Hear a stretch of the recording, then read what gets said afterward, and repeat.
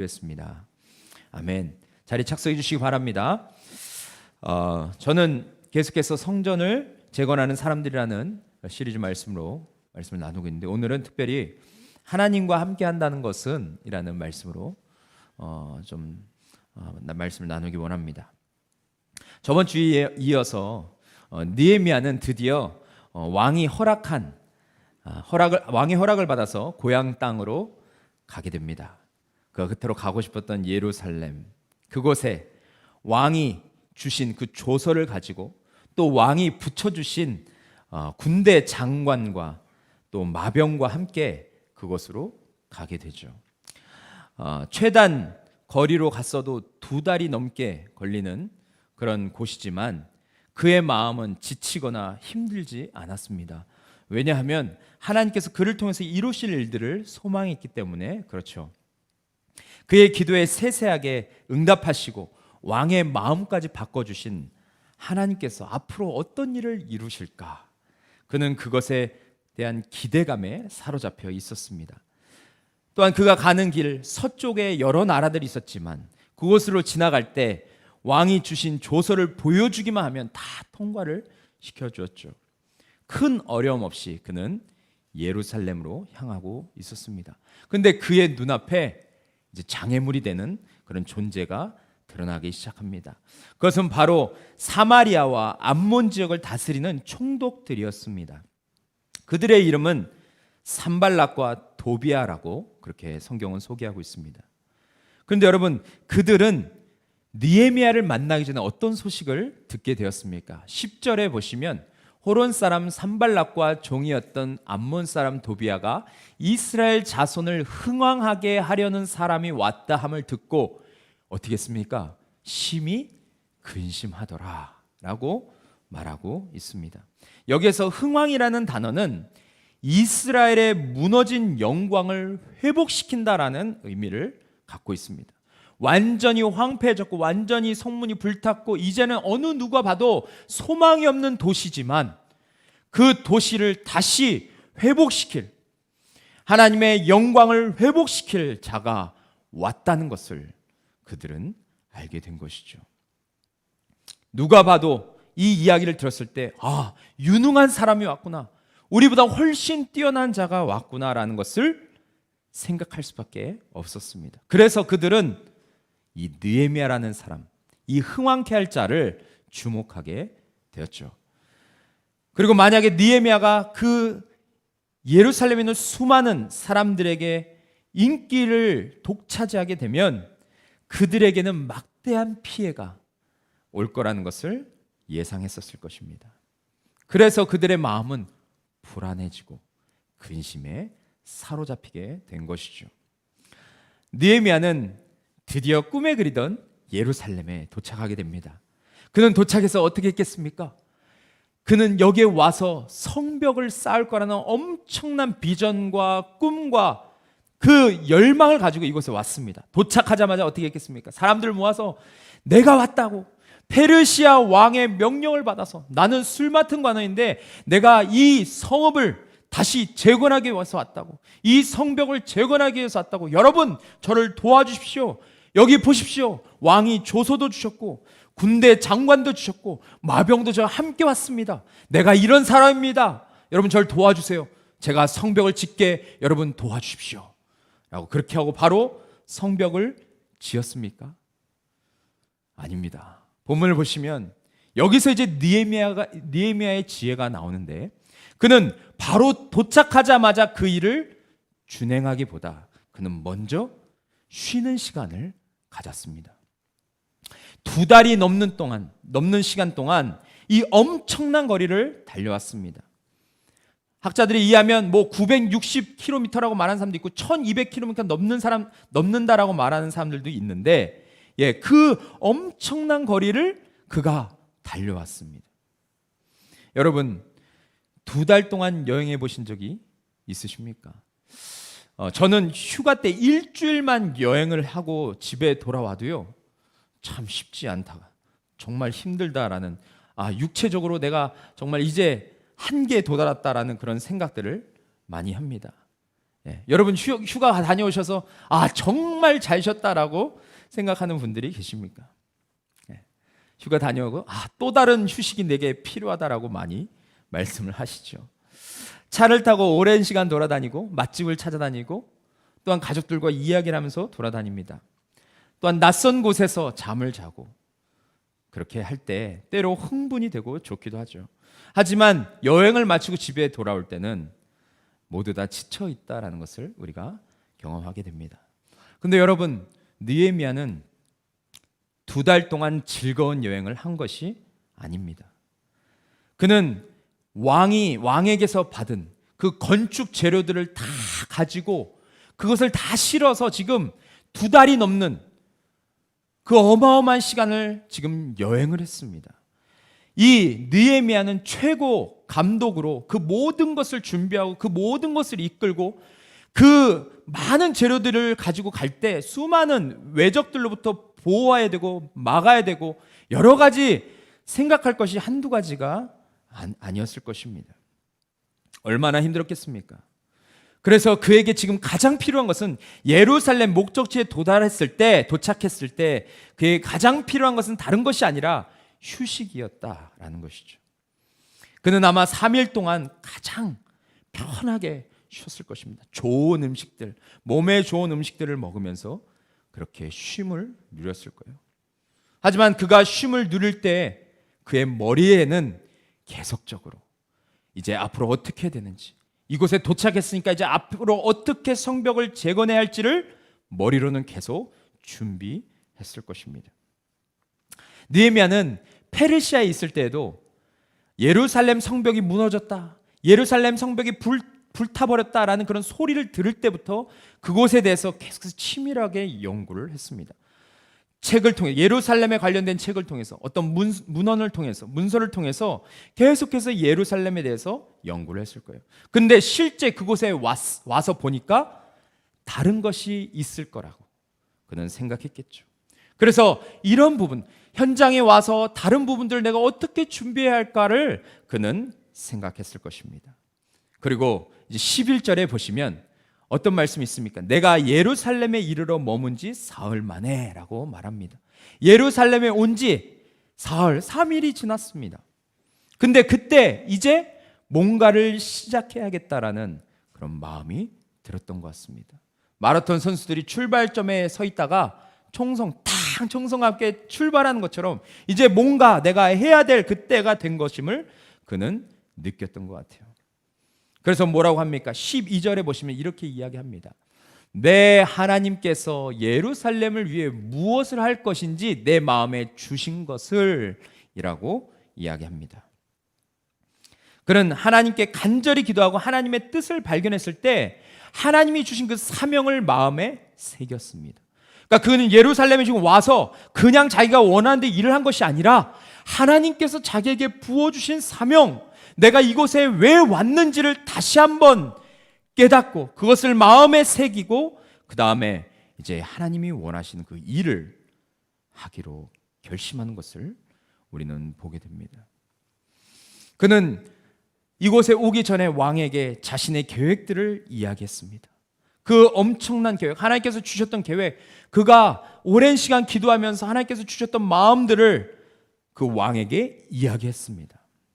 그런데 여러분 놀라운 것은 이곳에 도착해서 그는 사람들에게서 그것을 말하지 않습니다. 그것을 말하는 대신에 그는 밤에, 아무도 다니지 않는 그 밤에 몇몇 사람들과 함께 예루살렘 주위를 돌아보게 되는 것을 우리는 보게 되죠. 그는 달빛을 통해서 또한 손에 들고 있는 횃불을 통해서 무엇을 보고 싶어 했겠습니까? 그는 무너진 성벽을 보면서 그 성벽의 그 기초가 어떠했는지를 아마 자세히 살폈을 것입니다. 이 기초 위에 다시 벽을 쌓을 수 있을까?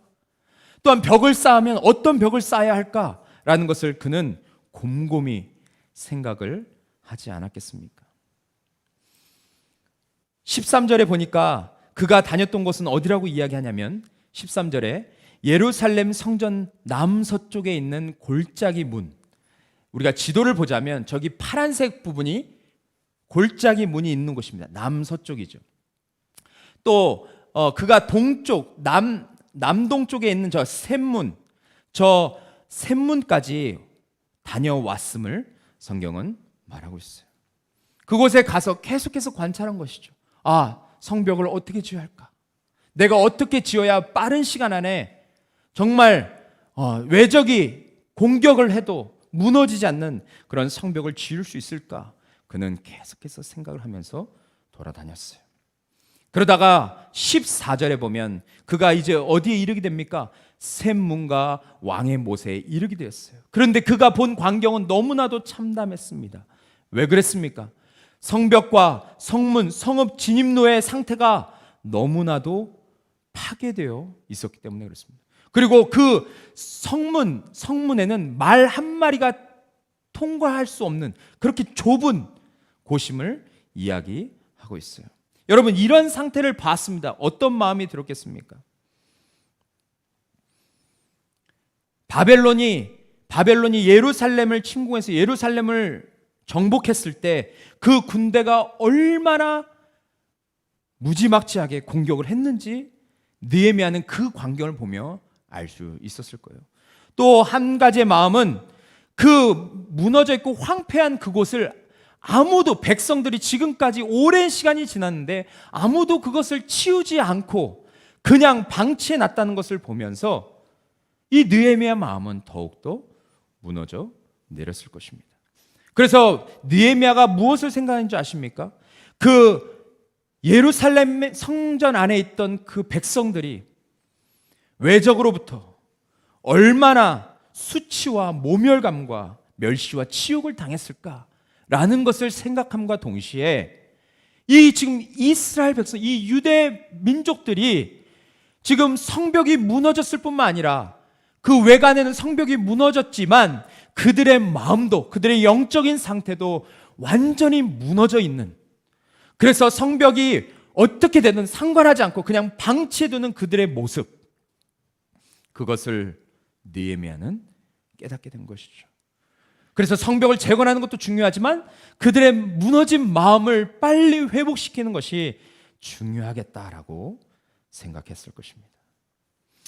아무튼 느헤미야는 철저하게 자신을 노출하지 않는 상태에서 모든 것을 점검해 봤습니다. 그리고 하나님께서 자신의 주신 사명을 어떻게 이루어야 할지를 연구하고 고민했던 것이죠. 예루살렘 도착해서 그는 계속적으로 하나님께 기도했을 것입니다. 그리고 실제 현장을 보면서 하나님께 또한 기도했을 것입니다. 어떻게 하나님, 제가 이 성벽을 잘 건축할 수 있을까? 그는 철저히 준비하면서 그렇게 시간을 보냈을 것입니다. 그리고 때가 왔음을 알게 됐을 때 그가 이제 입을 벌려서 뭐라고 얘기합니까? 우리 17절과 18절 우리 같이 한번 한 목소리로 읽겠습니다. 시작. 후에 그들에게 이르기를 우리가 당한 공경은 너희도 보고 있는 바라. 예루살렘이 황폐하고 성문이 불탔으니 자, 예루살렘 성을 건축하여 다시 수치를 당하지 말자 하고, 또 그들에게 하나님의 선한 손이 나를 도우신 일과 왕이 내게 이른 말씀을 전하였더니 그들의 말이 일어나 건축하자 하고 모두 힘을 내어 이 선한 일을 하려 하매 라고 말하고 있습니다. 지금 여러분 느헤미야의 말을 잘 들어보십시오. 그의 말을 잘 들어보면 그는 지금 그 예루살렘에 있는 그 자기의 동족들에게 무엇을 말하고 있습니까? 지금 놀라운, 그들이 전혀 상상하지도 못했던 그 말을 지금 하고 있습니다. 그러면서 그들의 식었던 마음에 불을 지르고 있음을 보게 됩니다. 그런데 여러분, 먼저 우리 눈에 들어오는 것이 무엇입니까? 바로 우리라는 단어입니다. 그는 지금 고향 땅에 온 지 얼마 되지 않았고 예전에는 온 적도 없었습니다. 또 전쟁의 아픔을 경험해 본 적도 없었습니다. 그러나 그는 지금 우리가 당한 곤경이라고 말을 하고 있어요. 그는 지금 민족의 아픔과 함께 공감하고 있습니다. 그 민족의 아픔을 내 아픔으로 여기면서 그렇게 우리가 정말 함께 고통스러워했으니까 이제 우리가 새로운 일을 좀 해보자라고 말하고 있는 것이죠. 근데 이 마음은 갑자기 생긴 게 아닙니다. 그는 페르시아에 있을 때부터, 페르시아에서 예루살렘 성벽이 무너졌다, 여전히 불타있다라는 그 말을 들었을 때부터 그 민족들을 긍휼히 여기고 그들과 함께 마음 아파했던 것을 우리는 계속해서 봐왔습니다. 그는 이제 더 이상 지체할 수 없었습니다. 그런데 여러분, 그가 이렇게 선포하고 난 뒤에 무엇을 지금 계속해서 말하고 있습니까? 바로 이 일을 누가 시작했는가, 이것을 지금 말하고 있어요. 우리는 이것을 잘 주목해 봐야 합니다. 그는 지금 자신이 와서 성전을 건축하자라고 말하지 않고 그 이후에 누가 이 일을 시작했는지를 분명하게 밝힙니다.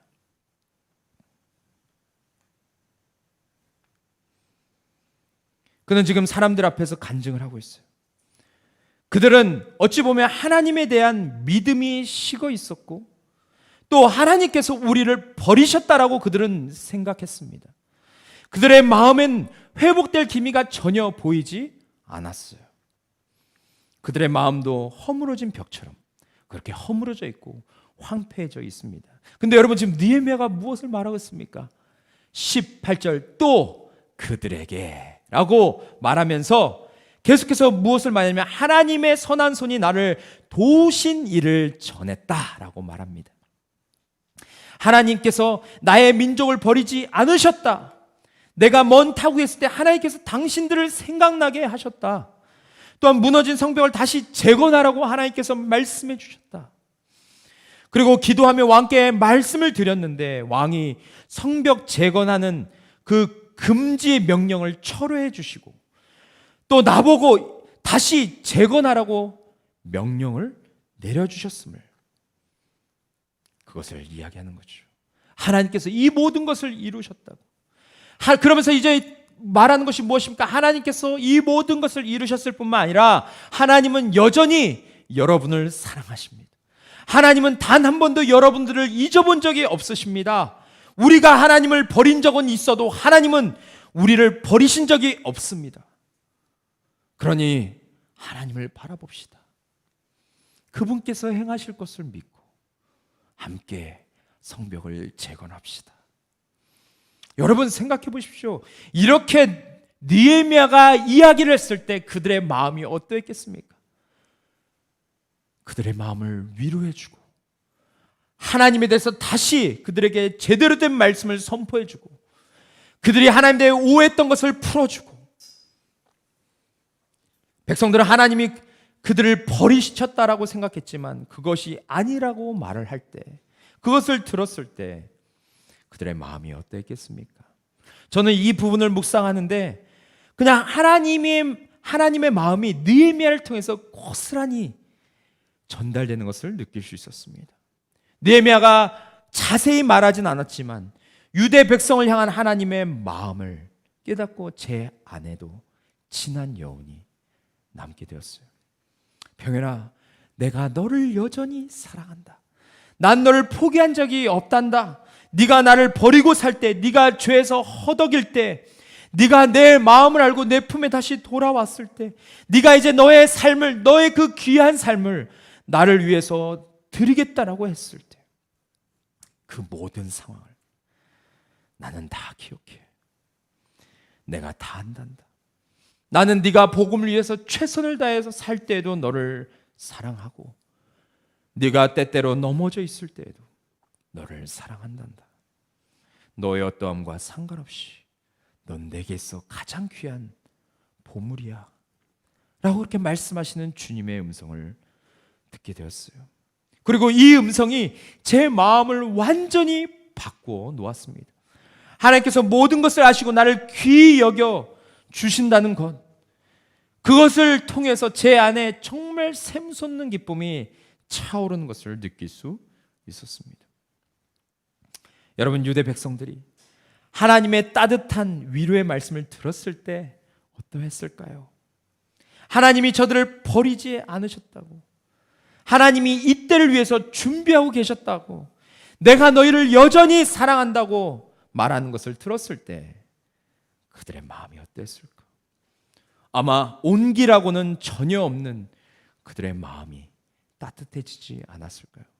모든 것을 포기하고 살았던 그 어둠 속에서 한 줄기의 빛, 그 캄캄한 어둠 속에서 한 줄기 빛이 비칠 때 그것이 엄청난 영향력을 발휘하는데 그 빛을 그들이 보지 않았을까요? 절망이 희망으로 바뀌고 부정적인 생각과 마음이 긍정적으로 바뀌는 것을 느끼지 않았을까요? 그래서 여러분, 그들은 느헤미야의 말을 듣고 다 같이 한 목소리로 외칩니다. 뭐라고 외칩니까? 우리가 일어나 건축하자 라고 그렇게 말을 하게 됩니다. 그런데 이렇게 해서 여러분, 성벽이 아름답게 모두가 하나 되어서 건축했습니다라고 하고 끝나면 얼마나 좋겠습니까? 그런데 누군가가 바라는 것처럼 이럴 때 꼭 어려운 일이 벌어지게 되죠. 우리는 항상 하나 되어서 뭔가를 하려고 할 때 우리의 무너진 성벽을 다시 재건하려는 이 엄청난 영적인 그런 거룩한 일을 진행하려고 할 때 항상 어려움을 겪게 됩니다. 외부로부터 혹은 내부로부터 공동체는 위기에 봉착하게 되죠. 본문에서는 처음에 등장했던 산발락과 도비아 총독이 그들을 향해서 지금 우리가 함께 하자라고 하는 그 엄청난 열정이 그들에게 있었는데 거기에 찬물을 껴안게 되는 것을 보게 됩니다. 그러면서 이렇게 말하죠. 19절에 보시면 뭐라고 말합니까? 19절 우리 같이 한번 읽겠습니다. 시작. 호론 사람 산발락과 종이었던 암몬 사람 도비아, 아라비아 사람 게셈이 이 말을 듣고 우리를 업신여기고 우리를 비웃어 이르되 너희가 하는 일이 무엇이냐? 너희가 왕을 배반하고자 하느냐 하기로 라고 말합니다. 좀 전에는 산발락과 도비아가 느헤미야에 대해서 경계하고 근심했는데 여기에 누가 추가가 됐습니까? 바로 아라비아인인 게셈이, 그도 총독이었는데 그도 한 목소리를 내게 됩니다. 그런데 여러분, 이들은 그저 백성 중에서 입김이 센 사람 그 정도가 아니었습니다. 그들은 다 영토를 다스리는 총독이었습니다. 그러니까 그 셋의 말이 얼마나 위력이 있겠습니까? 그리고 그 이스라엘 백성들이 그 말을 들었을 때 얼마나 두려움에 사로잡힐 수 있었겠습니까? 느헤미야와 유대인들을 향해서 그들이 했던 말, 우리가 다시 한번 생각해 보면 이런 말을 했습니다. 업신여기고, 그들을 업신여기고 비웃어 이르되, 또한 너희가 왕을 배반하고자 하냐? 너희가 배신자다, 반역자다라고 이렇게 말을 했어요. 이 말은 모든 기대감을 사라지게 만들 수 있는 말이었습니다. 우리도 하나님께서 맡기신 일을 할 때 이런 어려움들을 당할 수 있습니다. 특히 허물어진 성벽을 다시 재건하는 이 엄청난 일을 할 때 우리는 큰 어려움을 당할 수 있습니다. 우리가 신앙생활 해보면서 느끼는 것이지만 우리가 사람을 세우는 것은 엄청나게 노력이 들어가고 에너지가 필요하고 물질이 필요합니다. 그래서 사람을 세우는 것은 정말 힘듭니다. 근데 사람을 무너뜨리는 것은 한순간이에요. 우리의 말과 우리의 행위로 잘 서 있는 사람을 무너뜨리는 것은 너무나도 쉽다는 것을 느낍니다. 그런데 여러분, 이 완전히 허물어진 그 성벽을 다시 재건하는 이 일을 도전하는 것이 얼마나 힘들까? 우리는 조금만 생각해봐도 알 수 있는 것이죠. 아마도 누군가는 허물어진 것이 훨씬 낫다라고, 그냥 허물어진 것이 더 낫다라고 그렇게 이야기하는 사람들이 있었을 것이고, 누군가는 저것을 누가 할 거냐, 저 고된 일을, 저 힘든 일을 누가 할 거냐라고 말하는 사람도 있었을 것입니다. 어떤 사람은 그 성벽을 재건하는 데 들어가는 비용을 계산했을 것이고, 누군가는 우리는 저 일을 할 수 없다라고 부정적인 말만 늘어놓는 사람도 있었을 것입니다. 저 총독들이 저렇게 반대하고 우리를 비웃는데 어떻게 이 일을 이룰 수 있냐고 말할 수 있었던 것이죠. 여러분, 우리가 이런 상황에 처해 있다라고 할 때 여러분은 어떻게 하시겠습니까? 우리가 뭔가 일을 하려고 합니다. 그것이 내 일이 아니라, 내가 원한 일이 아니라 하나님이 사인을 주시고 하나님이 하라고 하신 일입니다. 그런데 누군가가 외부에서 내부에서 이렇게 우리를 공격해 옵니다. 여러분 어떻게 하시겠습니까? 그래도 이 일을 진행하시겠습니까? 그런데 여러분 오늘 말씀을 잘 보면 느헤미야는 이런 어려움 속에서 그것을 뚫고 나가는 것을 보게 됩니다. 어떻게 그럴 수 있었을까? 우리는 20절에 보면 그 답을 찾을 수 있어요. 우리 20절도 우리 같이, 마지막 절이니까 같이 한번 읽겠습니다. 시작. 내가 그들에게 대답하여 이르되 하늘의 하나님이 우리를 형통하게 하시리니 그의 종들인 우리가 일어나 건축하려니와 오직 너희에게는 예루살렘에서 아무 기업도 없고 권리도 없고 기억되는 바도 없다 하였느니라 라고 느헤미야가 말합니다. 느헤미야가 먼저 여기서 이야기하는 것이 무엇입니까? 이 일은 우리가 먼저 시작한 것이 아니다. 하나님께서 시작하신 것이다. 아까 우리 집사님께서 기도하실 때 사랑도 내가 먼저 하나님을 사랑한 것이 아니라 하나님이 먼저 우리를 사랑했다라고 말하는 것처럼 하나님께서 우리를 위해서 이 일을 먼저 시작하셨다라는 것을 말하고 있어요. 그리고 하나님은 이 성읍, 무너진 성읍을 다시 세우는 것을 가장 기뻐하시는 일이라고 말합니다. 그래서 하나님은 이 모든 일에 형통함을 더해 주실 것을 믿었어요. 자신의 마음을 뒤흔들고 정말 고향을 향해서 애통하는 마음으로 기도하게 하신 그 하나님을 기억하게 됩니다. 그 하나님이 어떤 일을 이루셨습니까? 때가 되었을 때 그가 술 맡은 관원이 되게 하신 하나님이셨습니다. 또한 왕의 마음을 바꾸셔서 나를 이곳까지 인도하신 하나님이셨습니다. 또한 왕이 건축에 필요한 모든 것을 느헤미야가 왕에게 그것을 부탁할 때 왕이 그것을 들어주시고 건축할 때 필요한 모든 재료를 다 제공해 주었습니다. 또한 군대 장관과 마병까지 붙여주셨습니다. 그는 기도하고 하나님 앞에 서원하며 나아갔을 때 하나님께서 베푸시는 그 놀라운 일들을 경험했어요. 그렇기 때문에 그는 지금 확신의 참 모습으로 하나님께서 하십니다. 하나님께서 우리를 통해서 일하십니다. 하나님은 반드시 형통케 주실 것입니다. 라는 그런 담대한 선포를 할 수 있었던 것입니다. 여러분도 하나님께서 여러분 삶 가운데 인도하신 것을 여러분 기억하십니까? 그 은혜들을 조목조목 생각하시면서 그렇게 살아가고 계십니까? 만약에 오늘 이 자리까지 오기까지 하나님께서 내게 베푸신 것을 우리가 기억한다면 우리도 느헤미야처럼 그렇게 하나님이 우리를 형통케 하실 거라는 것을 선포하실 수밖에 없습니다. 저는 우리 교회가 여기까지 온 게 기적이라고 생각해요. 저는 매 순간 정말 하나님 앞에 기도했던 것, 우리 집사님들과 우리 성도님들과 함께 기도했던 것, 그것을 하나님께서 조목조목 우리가 생각했던 것 이상으로 다 들어주셨잖아요. 그렇죠. 옥상이 있는 곳을 달라고 하면 옥상이 있는 곳을 주시고, 우리 성도님들이 들어오시기 편하게 1층에 있는 곳에 우리 교회 예배당이 있었으면 좋겠다고 했는데 하나님이 기가 막히게 주차장과 연결시키셔서 주차장에 내리면 바로 예배당으로 들어올 수 있는, 여러분 이게 기가 막힌 일 아닙니까? 하나님이 하셨습니다.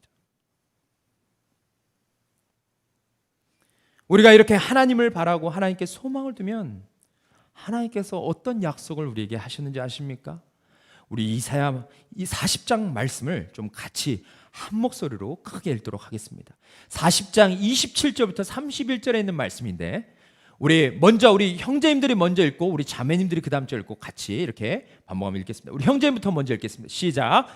야곱아 어찌하여 내가 말하며 이스라엘아 내가 이르기를 내 길을 여호와께 숨겨졌으며 내 송사는 내 하나님에게서 벗어났다 하느냐?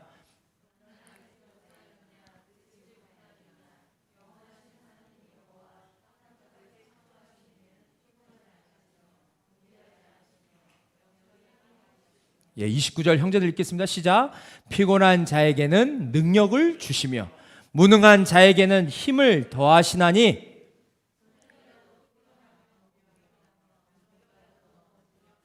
우리 다 함께 읽겠습니다. 시작.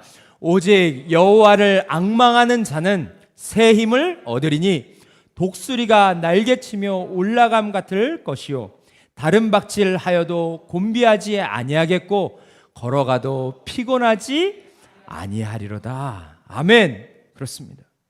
우리가 느헤미야처럼 하나님께 시선을 고정할 때, 하나님을 바라볼 때, 하나님께 소원을 둘 때 우리도 이러한 능력을 힘입게 될 것입니다. 독수리와 같은 새 힘, 곤비치 않고 피곤치 않는 힘, 그 엄청난 힘과 능력을 하나님을 앙망하는 자에게 하나님께서 주시겠다라고 말씀하지 않으셨습니까? 그것을 믿고 우리가 성벽을 재건하는 일에 힘써야 될 줄 믿습니다. 또한 그는 이 일은 하나님의 종인 우리가 해야 되는 것임을 20절에서 말하고 있습니다. 하나님의 뜻대로 살아가야 하는 종된 우리가 성벽을 재건할 수 있다는 것이죠. 그렇습니다. 지금 우리 주변에 영적으로 무너진 것이 얼마나 많이 있습니까? 여전히 하나님이 필요 없다고 말하며 살아가는 사람들이 있습니다. 예수님을 믿는다고 말하지만 복음과 삶이 전혀 일치하지 않는 그런 삶을 살아가는 사람들이 있습니다. 거룩한 삶을 살아가야 할 그리스도인들이 여전히 죄를 짓는 것을 좋아하고 거리낌 없이 그렇게 살아가게 되는 것을 보게 됩니다. 교회가 교회의 모습을 회복하도록 기도하고 부르짖어야 되는데 침묵하는 모습들을 우리는 보게 됩니다. 지금 우리 주위에 안타까운 일들이 계속 벌어지고 있는데 여러분, 누가 그것을 바로잡을 수 있습니까? 누가 황폐한 땅을 생명력 넘치는 땅으로 바꿀 수 있습니까? 바로 그것은 다른 사람이 아니라 하나님의 종된 우리, 그리스도인 우리가, 성도인 우리가 그 일을 감당해야 될 줄 믿습니다. 하나님 앞에서 핑계대고 도망치려는, 벗어나려는 모습이 아니라 우리 모두가 함께 감당해야 될 모습인 것입니다. 이것을 느헤미야는 말하고 있습니다. 그래서 성벽 짓는 그 일, 그 거룩한 일, 하나님의 마음을 기쁘시게 하고 하나님의 마음을 흡족해 하게 하는 그 일을 지금 산발락과 도비아와 게셈 너희가 하는 것이 아니라 그 일은 우리가 해야 될 일임을 분명하게 말하고 있는 것이죠. 그리고 마지막으로 한 가지를 더 말하고 있어요. 바로 당신들은 예루살렘 성벽을 재건하는 일에 어떠한 것도 말할 수 있는 권한이 없다라고 그렇게 느헤미야는 이야기합니다. 느헤미야는 여러분 그냥 그렇게 얘기한 게 아니에요. 그는 치밀하게 모든 것을 다 조사하고 다 알고 있었습니다. 그래서 여러분 이 예루살렘 성벽을 재건하는 것을 방해할 자가 누군지 느헤미야는 분명히 알았어요. 왜 그런지 아십니까? 에스라 4장 17절 보시면 이런 말씀이 있어요. 왕이 방백 르훔과 서기관 심세와 사마리아에 거주하는 그들 동관들과 강 건너편 다른 땅 백성에게 조서를 내리니 일렀을 때 너희는 평안할지어다. 그 아닥사스다 왕에게 지금 예루살렘 성벽을 건축하는 것이 안 됩니다. 이것이 이루어지면 왕은 정말 큰 손해를 당합니다라고 그렇게 고발했던 사람이 누구였습니까? 르훔과 심세와 사마리아에 거주하는 사람들이었다라고 말하고 있어요. 근데 여러분 지금 산발랏이 어디의 총독입니까? 사마리아 지역의 총독이었어요. 느헤미야는 그래서 그것을 이미 다 알고 있었습니다. 또한 실제로 현장을 다니면서 누가 이 성전을 재건하는 것을 방해할지 정확하게 알고 있었어요. 그래서 지금 하나님의 사역을 가로막는 자들에 대해서 어떻게 대해야 할지도 생각을 하고 와서 지금 말하는 것입니다. 그가 지금 무엇을 말하고 있습니까? 하나님의 일을 방해하는 너희들은 하나님의 기업을 상속받을 수도 없고 아무리 대단한 업적을 남겼다 할지라도 이방인인 너희, 하나님이 택하지 않았던 너희, 또 하나님의 일을 방해하는 너희는 이를 감당할 권한을 하나님이 주신 일이 없다라고 정확하게 그들에게 말하고 있습니다. 여러분 오늘 말씀을 통해서 주님께서 우리 각자에게 들려주신 음성이 무엇입니까? 무너진 성벽을 재건하는 데 있어서 우리가 준비해야 될 것이 무엇입니까? 혹시 내 마음 안에 있는 부정적인 것들 아닙니까? 상처와 아픔과 비교의식과 그 수많은 부정적인 것들이 우리로 하여금 하나님의 성벽을 재건하는 일을 방해하고 있지는 않습니까? 또한 우리 안에 있는 패배주의, 그러한 의식들이 우리로 하여금 더 거룩한 일, 더 주님이 원하시는 일들을 감당하는 데 방해가 되지 않습니까? 난 뭘 해도 안 된다고, 지금은 그걸 할 때가 아니라고, 지금은 이러한 일을 해서 아무런 유익이 없다라고 그렇게 말하는 모습들, 또 성침의 간판을 달고서는 부응할 수 없다고, 성침의 간판을 달고는 사역할 수 없다라고 그렇게 말하는 모습들이 은연중에 우리 마음 가운데 있지는 않습니까? 우리 자녀들은 지금 구원받을 때가 아닌 것 같다라고, 내 남편은 절대 변하지 않을 거라고, 다음 세대의 사역은 이제 너무 어렵다고, 그런 말들로 하나님을 제대로 바라보지 못하게 만들고 있지는 않습니까? 그런데 오늘 느헤미야는 그를 공격해오는 수많은 장애물 앞에서 하나님을 기억했습니다. 그렇지, 지금까지 내가 계획하고 여기까지 온 것이 아니라 하나님이 앞서서 일해 주셨지, 이것이 하나님의 뜻이니까 하나님이 형통케 하실 거야. 때때로 사역을 할 때 장애물들이 앞에 있지만 그것은 나를 넘어뜨리기 위해서 하나님이 주신 것이 아니라 오히려 하나님은 이 장애물을 내게 주신 것은 더 하나님을 바라보게 하시기 위해서, 더 하나님께 소망을 두게 하시기 위해서, 더 내 능력을 의지하기보다 하나님의 그 한없는 힘과 능력과 지혜를 신뢰하기 위해서 내게 주신 장애물이라고 하는 것. 여러분도 그렇게 생각하고 계십니까? 여러분, 지금 이 우리 주변에 무너져 있는 성벽들이 많이 있는데, 영적으로 무너져 있고 황폐하고 더 이상 하나님의 말씀을 심을 수 없는 그런 영적으로 황폐한 땅이 너무나도 많이 있는데, 여러분, 그런 땅을 여러분 어떻게 바라보고 계십니까? 여러분이 살아가고 있는 삶의 현장 가운데 그렇게 정말 하나님이 일하실 수 없는 그런 황폐한 땅을 여러분은 어떤 시선으로 바라보고 계십니까? 또한 여러분은 하나님의 비전을 정말 이루어드리는 사람이십니까? 어떤 일을 하기에 앞서서 산발락과 도비아처럼 먼저 말하는 것을 좋아하는 사람이 아니라 느헤미야처럼 하나님 앞에 먼저 기도하고 하나님이 마음 주신 것을 말하는 그런 사람으로 여러분의 삶을 드리고 계십니까? 아니면 오늘 말씀에 등장하는 산발락과 도비아와 게셈처럼 그렇게 하나님의 일을 방해하는 그런 사람입니까? 우리 오늘 이 말씀 붙들고 함께 기도했으면 좋겠습니다. 하나님, 제게 정말 느헤미야와 같은 그런 마음을 허락해 주십시오. 정말 주님보다 제가 앞서지 않고 주님의 뜻보다 제 열정이 앞서지 않게 해 주십시오. 제가 하나님의 일을 감당하기 전에 먼저 기도하고 하나님께서 제게 사인을 주실 때 그것에 어떤 장애물에도 굴하지 않고 그것을 이루는 그런 하나님의 일꾼, 하나님의 사람, 그런 목회자, 그런 집사, 그런 성도들이 될 수 있도록 하나님 저를 도와주십시오. 우리 그렇게 기도하면서 나아가지 않으시겠습니까? 우리 시간 함께 찬양하면서 오늘 말씀 붙들고 좀 같이 기도하며 나아갔으면 좋겠습니다.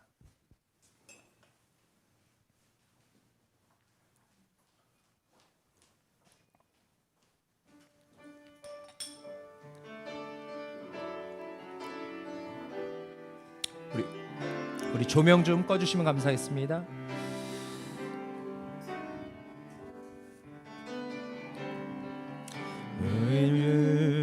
주의 영광을 보내 우리 가운데 계신 주님, 그 빛난 영광, 그 빛난 영광 온 하늘 덮고 그 찬송 온 땅 가득해. 내 눈 주의 영광을 보네. 찬송 가운데 서신 주님의 얼굴을 온 세상 향하네. 권능의 팔에 드셨네. 주의 영광 이곳에 가득해. 우린 선에 주님과 함께 찬양하며 우리는 전진하리. 모든 열방 주 볼 때까지. 우리 처음부터 다시 한번 찬합시다. 내 눈 주의 영광을 보네. 우리 가운데 계신 주님, 그 빛난 영광 고난을 덮고 그 찬송 온 땅 가득해.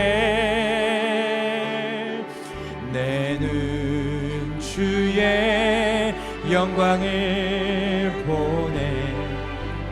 찬송 가운데 서신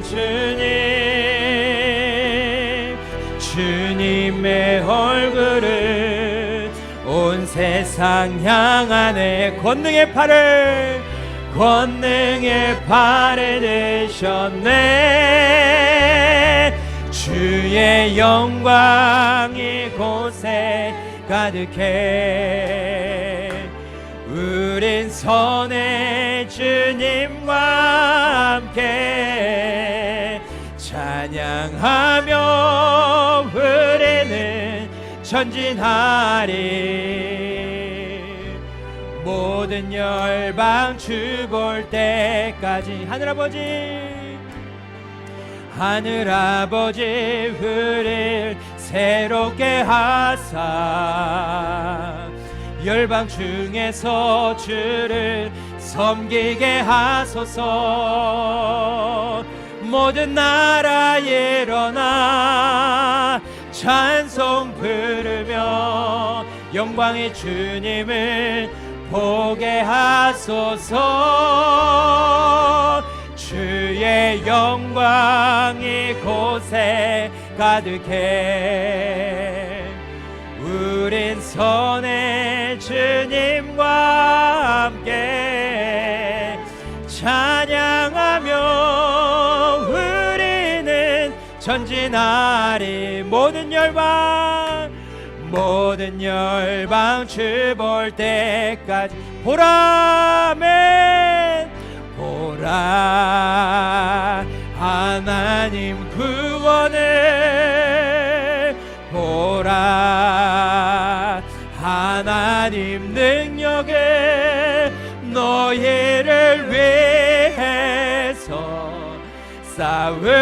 싸우시는 주의 손을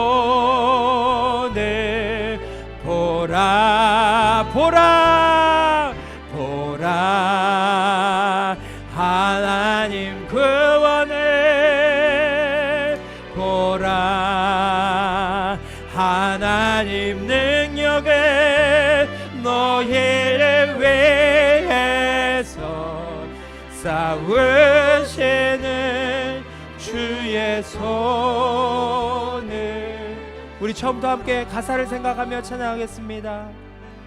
보라 너희는 두려워 느헤미야처럼 보라 보라 너희를 인도한 나를 보라 보라 너희는 지치지 말고 보라 너희를 구원한 나를 너희를 치던 적은 어디 있느냐 너희를 억누르던 원수는 어디 있느냐 보라 하나님 구원을 보라 하나님 능력을 너희를 위해서 싸우시는 주의 손을 보라 보라 하나님 구원을 보라 하나님 능력을 너희를 위해서 싸우시는 주의 손을 보라. 아멘. 우리 시간 함께 기도하며 나갔으면 좋겠습니다. 하나님, 오늘 느헤미야의 계속되는 말씀을 통하여서 하나님, 우리가 우리 주변에 있는 무너진 성벽, 영적으로 황폐한 땅을 우리가 어떻게 재건해야 되는지 하나님, 하나님의 지혜를 느헤미야를 통해서 알려주셔서 감사합니다. 하나님, 먼저 우리가 그런 모든 일들을 감당하기 전에, 우리가 말을 하고 행동하기 전에 주님, 먼저 하나님 앞에 느헤미야처럼 철저하게 엎드려져 기도하는 사람이 되게 하여 주시옵소서. 하나님이 마음을 주시는 것을 잘 마음에 간직하고 하나님이 주신 지혜를 잘 머리에 잘 간직하여서 하나님께서 우리에게 느헤미야처럼 행하라라고 말씀하실 때 그때 하나님의 마음을, 하나님의 말씀해 주신 것을, 하나님의 지혜를 말하는 자들 될 수 있도록 도와주시옵소서. 주님, 우리가 어떤 일을 감당할 때 기도하지 않고 감당하지 않겠습니다. 정말 철저히 기도하고 하나님 우리에게 사인을 주실 때 그 일들을 감당하는 주님의 사람들이 되기를 원합니다. 하나님, 우리에게 그러한 마음, 그러한 영성을 허락하여 주시옵소서. 다시 한번 우리 함께 세워가는 교회 목회자부터 집사들부터 우리 성도들까지 모두가 정말 기도의 영이 회복되는 자들 될 수 있도록 하나님 인도하여 주시옵소서. 우리 그렇게 함께 기도하며 교회를 위해서, 우리 가정을 위해서, 우리 주변에 있는 전도처를 위해서 함께 기도하며 나아가겠습니다. 하나님 아버지 감사합니다. 하나님, 오늘 정말 우리에게 기도해 주실 수 있는 영을 허락하여 주시고 하나님 아버지, 정말 하나님께서 우리에게 말씀하신 것을 다시 한번 들을 수 있도록 인도해 주셔서 감사합니다. 하나님 아버지, 정말 느헤미야, 그가 정말 하나님께서 정말 하나님의 마음이 있는 곳에 정말 그의 마음을 허락해 주셨을 때 하나님, 그가 먼저 하나님께 엎드려져서 기도로 준비하고 하나님이 내게 지금 말씀하시는 것이 무엇인지, 하나님의 뜻이 무엇인지, 하나님 내가 지금 어떻게 나아가야 될지 조목조목 세세하게 하나님께 여쭈어봐서 하나님께 들려주신 말씀을 그의 마음에 새기고, 하나님, 이제 하나님께서 가라 하실 때 갔던 것처럼 하나님, 하나님께서 예루살렘으로 가라 하실 때 그가 정말 왕의 허락을 받아서 이동했던 것처럼 하나님, 우리에게도 그러한 영성이 있게 하여 주시옵소서. 기도하지 않고 말하지 않게 하여 주시옵소서. 기도하지 않고 행하지 않게 하여 주시옵소서. 기도하지 않고 어떤 것을 이루려고 하는 그런 욕심과 열정을 먼저 앞서지 않게 하여 주시옵소서. 하나님 앞에 먼저 엎드려져 기도하고 하나님이 말씀하시면, 하나님이 가라 하시면 하나님 내 생각과 내 마음을 접어두고 하나님 우직하게 그 길을 걸어가는 성도들의 삶이 될 수 있도록 하나님 도와주시옵소서. 주님, 주님, 우리의 삶을 형통케 하시고 우리의 삶의 모든 것을 다 이루시는 분이심을 믿습니다. 아버지요, 정말 우리가 다시 한번 하나님을 기억하게 하여 주시옵소서. 하나님과 함께 한다는 것은 하나님께서 우리에게 베푸신 것을 기억하고 정말 하나님께서 우리에게 말씀하신 것을 기억하고 길을 걸어가는 것임을 믿습니다. 우리 다시 한번 기도하기 원하는 것은 오늘 느헤미야의 삶을 통해서 하나님과 함께 한다는 것은 하나님께서 우리의 삶 가운데 행하신 그 놀라운 일들을 기억하고 우리의 삶을 형통케 하실 것을 기억하고 하늘의 하나님, 그 전능하신 하나님, 그 위대하신 하나님께서 우리에게 행하신 것을 기억하며 믿음으로 나아가는 자가 하나님과 함께하는 자임을 우리가 함께 나눴습니다. 하나님, 다시 한번 하나님께서 우리에게 베푸신 것을 기억하게 하여 주시옵소서. 느헤미야를 부르시고 느헤미야의 삶에 놀라운 기적을 일으키시고 왕의 마음을 변화시키시고 왕을 통해서 모든 자제를 얻게 하시고 느헤미야가 그 왕궁에서 예루살렘으로 갈 수 있도록 모든 것을 조성하시고 이끄신 하나님, 그 하나님이 우리의 삶도 여기까지 인도하신 줄 믿습니다. 하나님은 지금도 우리의 삶을 형통케 하시는 분이심을 믿습니다. 하나님, 이 믿음으로 다시 한번 주님 앞에 기도하며 제가 하나님과 함께하는 삶을 살기를 원합니다.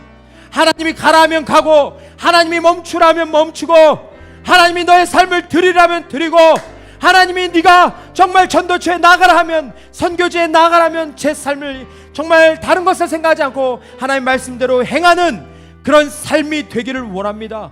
하나님, 저의 삶을 그렇게 하나님께서 인도하여 주시옵소서.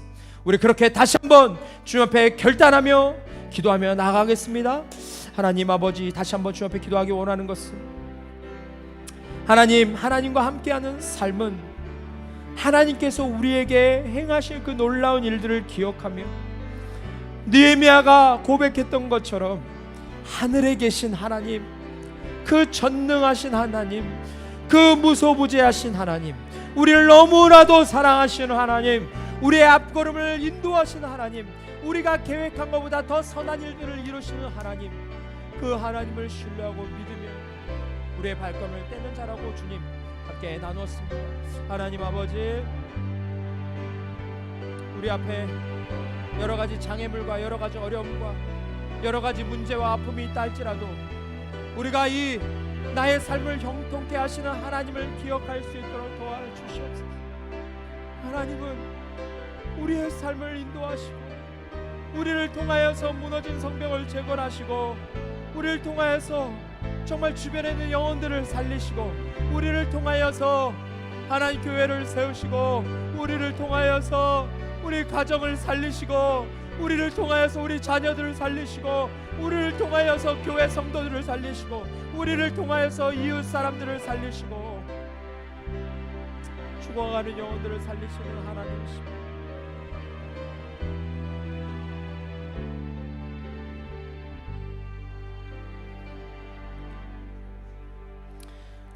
보라, 너희를 구원한 나를, 보라, 너희를 위해서 싸우시는 그 하나님을 보라. 주님, 우리가 느헤미야의 말씀을 통하여서 우리가 귀히 여기지 않았던 하나님을 다시 한번 발견하게 하여 주셔서 감사합니다. 하나님이 우리 삶에 어떠한 분이신지 우리가 조금만 생각해 보면 그 하나님을 느낄 수 있고 그 하나님을 알 수 있고 그 하나님 때문에 지금 우리가 이곳까지 와 있는데 혹시 우리가 그 하나님을 놓치고 살고 있다면 다시 한번 하나님을 붙드는 자로 설 수 있도록 인도하여 주시옵소서. 하나님, 느헤미야의 삶을 보면서 정말 기도하며 나아가야 할 길을 준비하는 그 삶이 얼마나 중요한지 다시 한번 깨닫게 해주셔서 감사합니다. 하나님, 우리가 하나님께서 맡기신 사명을 감당할 때 가정 안에서나 교회에서나 직장에서나 세상에서나 하나님께서 우리에게 주신 그 놀라운 사명들을 감당할 때 하나님, 내 통밥과 내 생각으로 그 일들을 섣불리 진행하는 자 되지 않게 하여 주시고 하나님 앞에 먼저 엎드려져서 하나님의 뜻을 구하고 하나님의 지혜를 구하고 하나님 지금 어떤 방법을 통해서 일하시길 원하시는지를 분명히 깨닫고 하나님의 뜻대로 일을 진행해 나가는 그런 사역자들 될 수 있도록 하나님 우리를 축복하여 주시옵소서. 또한 하나님, 오늘 느헤미야가 여러 가지 장애물들이 그 앞에 있었지만 하나님, 느헤미야가 그것을 뚫고 나갈 수 있었던 것은 하나님께서 그를 형통케 하시는 분이심을 그가 확실히 믿었기 때문에 하나님 그 길로 걸어갈 수 있었음을 고백합니다. 하나님, 우리의 삶도 마찬가지입니다.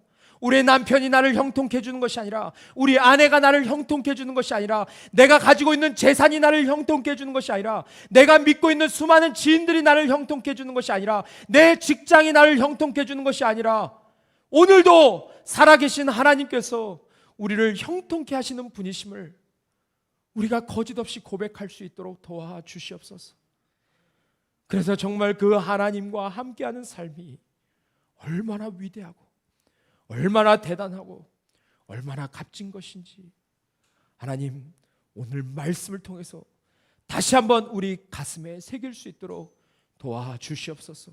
주님, 바라기는 오늘 말씀을 듣고 또 정말 등을 돌려서 세상으로 갈 때 또 내 뜻대로 살아가는 그런 모습이 아니라 하나님께서 우리에게 들려주신 이 말씀을 잘 기억하고 월요일부터 아니 오늘부터 정말 하나님 말씀으로 승리하는 그런 자리에 나아가는 우리 모든 성도님들이 될 수 있도록 축복하여 주시옵소서.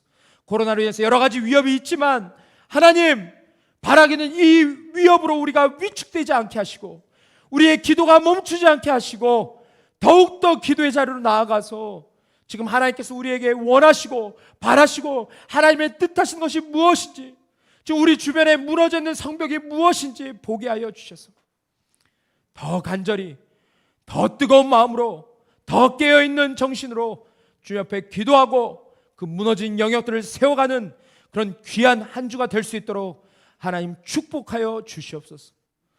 오늘도 우리에게 귀한 예배자를 허락하여 주시고 함께 하나님 앞에 영과 진리로 예배케 하신 주님께 다시 한번 감사와 찬양을 올려드리며 우리 주 예수 그리스도의 이름으로 간절히 기도했습니다. 아멘.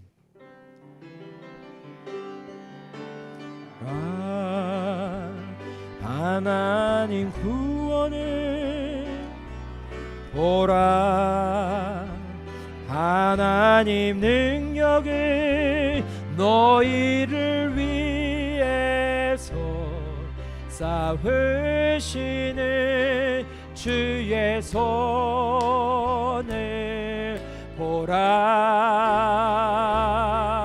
보라, 하나님 구원을 보라, 하나님 능력을 너희를 위해서 쌓으시는 주의 손